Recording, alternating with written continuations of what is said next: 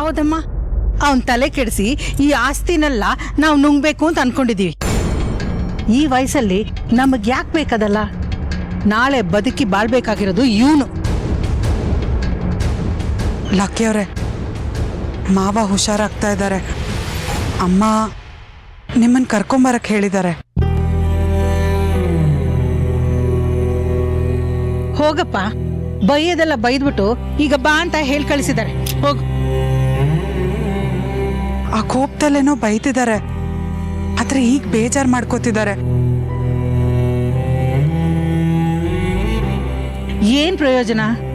ಎಲ್ರ ಮುಂದೆ ಹೋಗಿರೋ ಮರ್ಯಾದಿ ಅವನಿಗೆ ವಾಪಸ್ ಬರತ್ತಾ?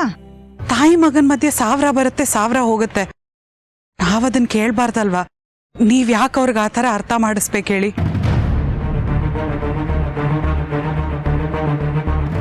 ಇಷ್ಟು ದಿನ ತಾಯಿ ಸ್ಥಾನದಲ್ಲಿ ನಿಂತ್ಕೊಂಡು ನಾನು ಅವನ್ನ ನೋಡ್ಕೊಂಡೆ.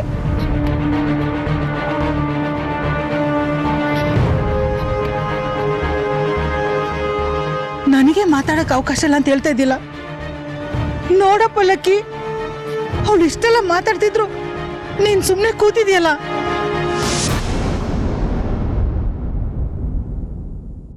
ನಿಮ್ಮ ಮಾವ ಹುಷಾರಾಗಿದ್ದಾರೆ ತಾನೆ? ಇನ್ನೂ ನನ್ನ ಅವಶ್ಯಕತೆ ಇಲ್ಲ.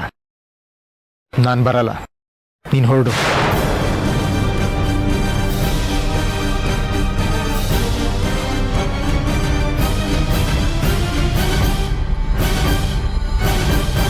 ಹೇಳಿದ್ ಕೇಳಿಸ್ಲಿಲ್ವಾ? ಹೋಗಮ್ಮ.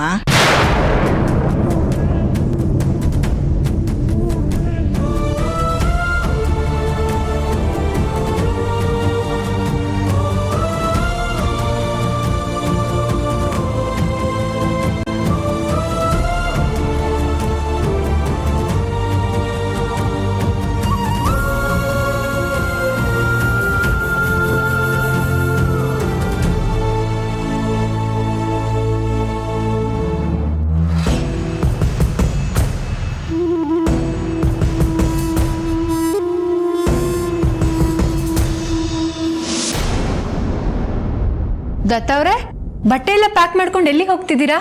ಹೋಗ್ತಾ ಇದೀನಿ ಅಲ್ಲ, ಹೋಗ್ತಾ ಇದೀವಿ. ನಾನುನಾ? ಎಲ್ಲಿಗೆ? ಹನಿಮೂನ್ಗೆ.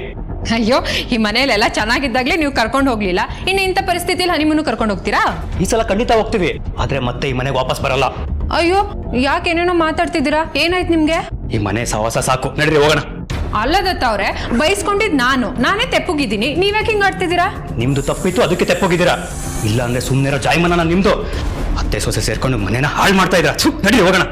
ಅಯ್ಯೋ, ಯಾಕೇನೇನೋ ಮಾತಾಡ್ತಿದ್ದೀರಾ ನೀವು? ಬಂದ್ರೆ ಹೋಗೋಣ.